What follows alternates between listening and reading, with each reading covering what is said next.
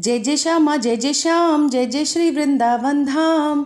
बरसाने वाली की जय, राधे रानी सरकार की जय, बाकी बिहारी लाल की जय, मेरे लड्डू गोपाल की जय, गैया मैया की जय। और सभी कृष्ण प्रेमियों को, राधा प्रेमियों को, श्याम प्रेमियों को मोहिनी एकादशी की बहुत बहुत शुभकामनाएं। और ये देखिए, ये कौन जो है दर्शन दे रहे हैं, ये कौन अनुपम छवि और रूप और छटा बिखेर रहे हैं। और ये इतनी सुंदर और प्यारी सी स्त्री कौन है, आप ज़रा दर्शन कीजिए। मोहिनी एकादशी पर हमारे केशु लाला जो है ये मोहिनी बने हैं। मोहिनी मोहिनी मोहिनी, ये देखिए कितने सुंदर मनोरम और पावन दर्शन है। और आप पहचानिए कि ये वृंदा है कि केशव है, कौन है, ज़रा इनके श्रृंगार के दर्शन कीजिए। कितना अनुपम रूप धरा है, मोहिनी रूप धरा है, और मोहिनी रूप में सभी भक्तों को दर्शन दे रहे हैं। और ये हमारे लाला हमारी लाली बन गए हैं, कितने प्यारे लग रहे हैं, कितने सुंदर दर्शन हैं। और देखिए, आप पूरा श्रृंगार का इनका दर्शन कीजिए। गजरा इन्होंने लगाया है, टीका इन्होंने लगाया है, और चुनरी लाल और लाल वस्त्र पहने हैं। कितने सुंदर दर्शन हैं, कितने अद्भुत दर्शन हैं मोहिनी रूप में। ये देखिए, और मोहिनी एकादशी पर और अमृत कलश की जो है आप दर्शन कीजिए। ये अमृत कलश से सभी भक्तों को अमृत पिला रहे हैं। आप जो है मानसिक रूप से अमृत के दर्शन कीजिए। अमृत कलश रखा हुआ है, ये हमारे लाला, हमारे केशव, नहीं मोहिनी मोहिनी, ये अमृत कलश से अमृत पिला रही हैं। आप सभी दर्शन कीजिए। और आप सभी को मैं मोहिनी एकादशी की कथा भी सुनाती हूँ। भगवान श्री नारायण ने अपने पूर्ण और अंशावतार में 24 अवतार लिए हैं, जिसमें से 10 उनके पूर्ण अवतार हैं और 14 उनके अंशावतार हैं, जिसमें से एक अवतार मोहिनी अवतार है। और श्री हरि ने ये इकलौता उनका अवतार था जिसमें उन्होंने एक स्त्री रूप धारण किया था। हर अवतार के पीछे देखिए भगवान की कोई ना कोई मनसा होती है, कोई शिक्षा होती है, और कोई उनका उद्देश्य छिपा होता है। तो सभी उद्देश्यों को स्पष्ट करने के लिए भगवान, भक्तों को एक बहुत सुंदर मैसेज देने के लिए भगवान कोई ना कोई रूप धारण करते हैं, जिससे धर्म की रक्षा हो सके और अधर्म का नाश किया जा सके।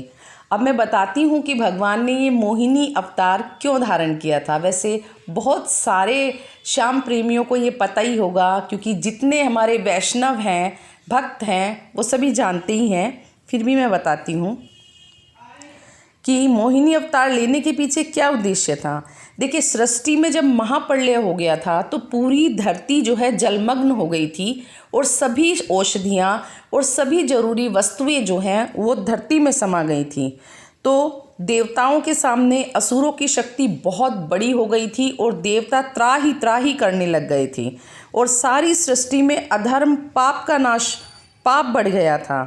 तब सभी भगवान श्री हरि नारायण के पास अपनी समस्या लेकर गए। तो श्री हरि ने सभी को आदेश दिया कि आप समुद्र मंथन कीजिए, और समुद्र मंथन से जो अमृत कलश की वर्षा होगी, अमृत कलश निकलेगा। जब वो अमृत कलश देवता पिएंगे तो वो अमृतत्व को प्रदान प्राप्त होंगे। और इस तरह से जब समुद्र मंथन हुआ है, खैर वो बहुत बड़ी स्टोरी है कि उसमें से क्या क्या निकला है, क्या चीज़ें देवताओं पर गई हैं, क्या असुरों पर गई हैं। लेकिन हम यहाँ चर्चा जो कर रहे हैं वो भगवान के मोहिनी अवतार लेने के पीछे एक चर्चा कर रहे हैं। तो बहुत लंबा फिर टॉपिक एक हो जाएगा। तो अभी मैं आपको शॉर्टकट में सिर्फ मोहिनी अवतार के विषय में ही मैं आपको बताती हूँ। तो इसमें उन्होंने दैत्यों की भी मदद ली, क्योंकि समुद्र मंथन में शेषनाग जो है उनको लपेटा गया था। एक तरफ दैत्य उनको खींच रहे थे, एक तरफ देवता खींच रहे थे। तो समुद्र मंथन के समय अमृत कलश निकला। तो अमृत कलश जब निकला तो देवता जो है हमारे बहुत भोले भाले हैं, और दैत्य बहुत ही ज़्यादा, बहुत क्रूर थे। उन्होंने भगवान धन्वंतरी को धोखा देकर अमृत कलश छीन लिया।